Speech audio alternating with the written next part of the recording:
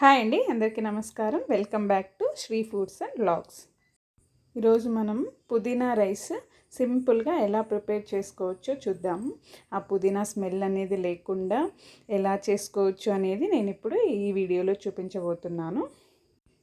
Lunch boxes prepare చేయాలి అన్నప్పుడు ఇలాంటి రైసెస్ ప్రిపేర్ చేసామంటే తొందరగా అయిపోతుంది అండ్ హెల్తీగా కూడా ఉంటాయి.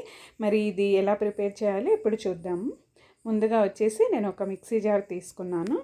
అందులో ఒక హాఫ్ కట్ట వరకు పుదీనా తీసుకున్నాను నేను. అలాగే కొత్తిమీర కొద్దిగా వేసుకోవాలి. అలాగే ఒక 3 నుంచి 4 పచ్చిమిరపకాయలని వేసుకోవాలి. ఈ పచ్చిమిరపకాయలు ఇదే కారము, నేను ఇంకా తర్వాత కారం యూజ్ చేయట్లేదు. అలాగే ఆనియన్, సగం ఆనియన్ ఇక్కడ వేస్తున్నాను, సగం ఆనియన్ పోపులో వేయడానికి తీసాను నేను. అలాగే ఒక టమాటా చిన్నది, అలాగే వెల్లుల్లిపాయలు, అల్లం కూడా వేసుకొని కొద్దిగా సాల్ట్ వేసుకోవాలి. వీటన్నింటిని మెత్తగా గ్రైండ్ చేసుకొని పక్కకు పెట్టేసుకోవాలి.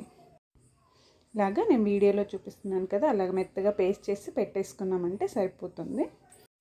తర్వాత స్టవ్ ఆన్ చేసుకొని స్టవ్ పైన ఒక బౌల్ పెట్టుకొని, బౌల్లో వచ్చేసి నేను ఒక 3 టేబుల్ స్పూన్ ఆయిల్ తీసుకుంటున్నాను. మీరు ఆయిల్, గీ, బటర్ ఏది వేసుకున్నా కూడా బాగానే ఉంటుంది. అలాగే ఇందులో నేను మసాలా దినుసులన్నీ వేసుకుంటున్నాను. ఆవాలు, జీలకర్ర, చెక్క, లవంగాలు, అలాగే బిర్యానీ ఆకు, అలాగే కొన్ని క్యాషు కూడా వేసుకుంటున్నాను. ఈ మసాలా దినుసులు వచ్చేసి మనము మిక్సీలో గ్రైండ్ చేసుకున్నాం కదా పుదీనా పేస్ట్, వాటితో పాటు వేసుకొని గ్రైండ్ చేసుకున్నా కూడా బాగుంటుంది.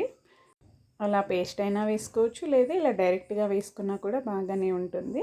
దాని తర్వాత ఇందులో నేను ఒక హాఫ్ ఆనియన్ కట్ చేసుకొని వేసుకున్నాను.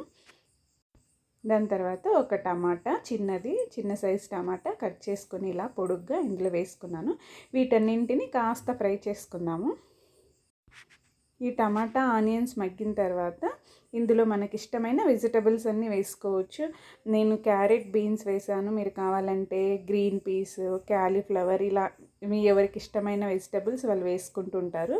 ఈ వెజిటబుల్స్ కాస్త ఫ్రై అయిన తర్వాత ఇందులో మనం ముందుగా రెడీ చేసి పెట్టుకున్న పుదీనా పేస్ట్ని కూడా వేసుకొని, ఈ పుదీనా పేస్ట్ మనం ఆయిల్లో కొంచెం బాగా ఫ్రై చేసామంటే ఆ స్మెల్ అనేది పోయి పుదీనా స్మెల్ అనేది రైస్కి రాకుండా చాలా బాగుంటుంది.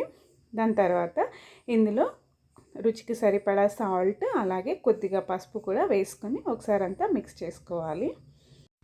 ఇలా పుదీనా అనేది మనం ఎంత బాగా ఫ్రై చేసామంటే ఆయిల్లో అంత మంచి టేస్ట్ వస్తుంది.